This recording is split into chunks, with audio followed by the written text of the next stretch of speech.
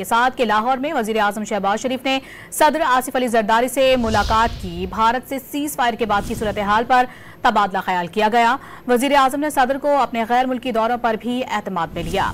Governor house Lahore में होने वाली मुलाकात में गवर्नर पंजाब सलीम हैदर और स्पीकर कौमी असम्बली अयाज सादिक भी शरीक थे।